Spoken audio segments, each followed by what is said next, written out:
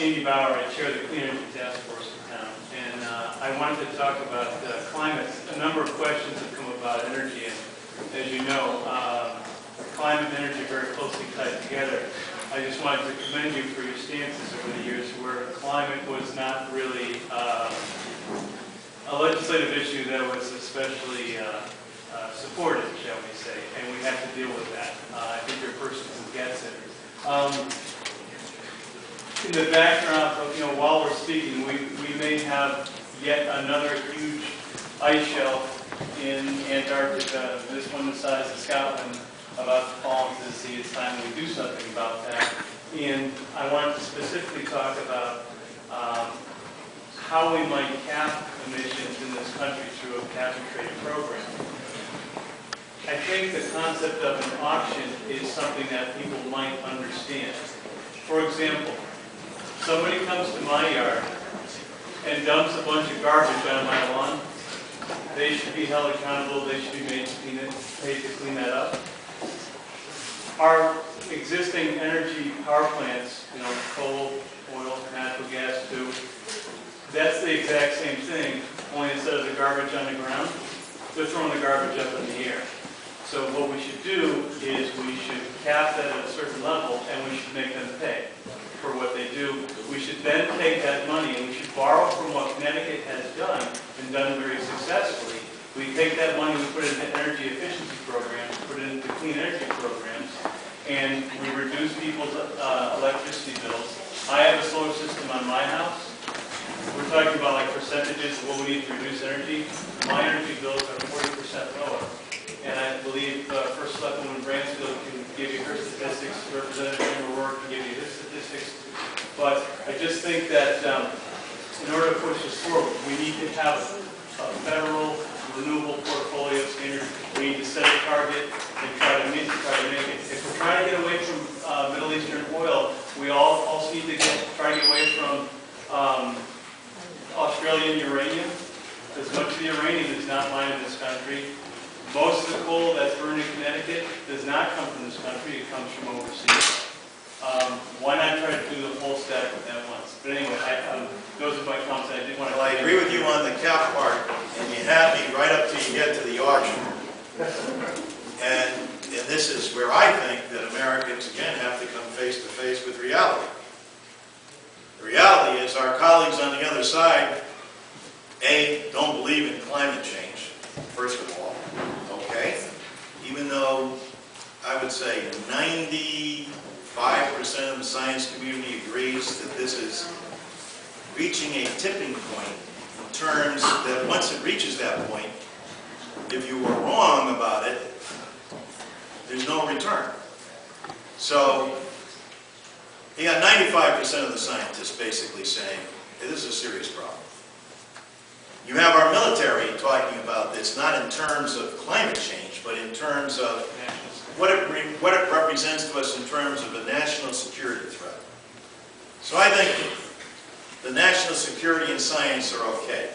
What's really at the bottom of this, though, too, is I think something that most Americans agree with, and that's energy independence.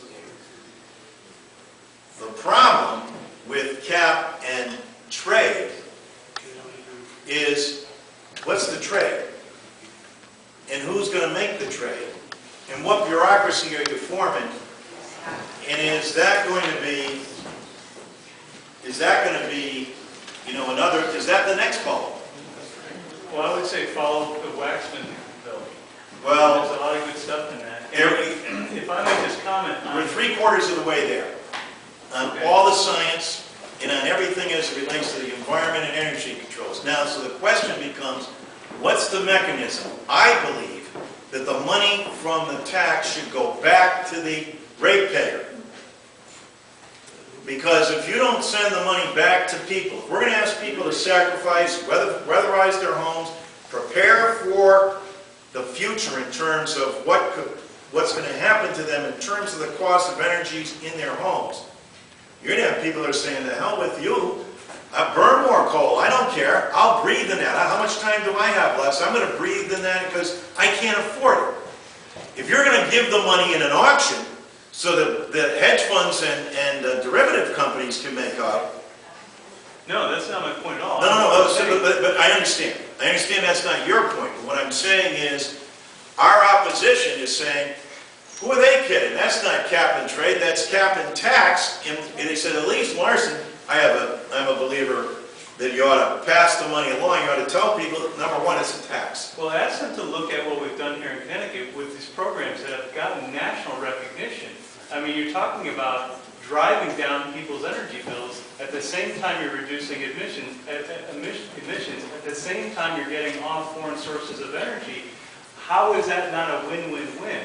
And with due respect to your colleagues across the aisle, I went and visited Representative Boehner's website, where if he's a smart enough guy that he can take on the MIT professors who have looked at this cap and trade system and given us a number, it's about $300 per year for the average person, which I know that's $300 people would rather not pay, but I think we have to be honest, if we don't do something, we're going to be paying a whole lot more. Well, Representative Boehner has looked at the MIT study, and I think I'm just amazed he has the gall to say that MIT doesn't know what they're talking about. It's not 300, it's 3,000. And I think Representative Boehner needs to be called out on that and corrected. I call him out on a regular basis, but I call him out on three. There's three points that I think have to be made with respect to this. What Sensenbrenner, who heads up the select committee, has said is, look, we're calling it a tax. And Ed Markey, who chairs the committee, says, so you're in favor of Larson's program that says, call it a tax. He says, that's right.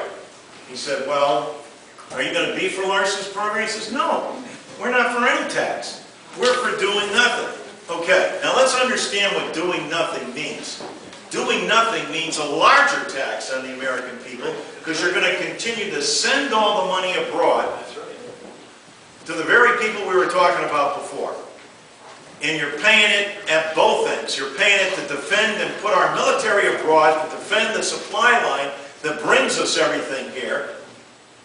And you're spending it abroad to pay to the Russians, to pay to the Canadians, the Venezuelans, and to OPEC. And so to do nothing is both to invite this kind of catastrophe. If you believe the 95%. Now, hey, look, there are people that hang out and say, hey, I don't believe that. There's other scientists that say this. Then look around here. This winter was as cold as I don't get this global warming thing. There, they get the energy independence thing. If you talk to anyone whose kid has got asthma or suffers, etc., they get the fact that why we need clean air. They also recognize what will happen if everybody else, these economic juggernauts, China and India, seek to expand. Most of you are here because you want answers or you have questions and you want to make sure that I think the most important thing for us to do is to level with the American people. And, I've been in it too long to say, hey, look, it is going to be a tax. Whether they pass it through to you at some point or another, it's going to be a tax. So let's tell the American people what's going to happen. Let's prepare them for that, and then let's give the money back to them. Let's give that money back to them so they can insulate themselves from the shock that will occur. So you both have the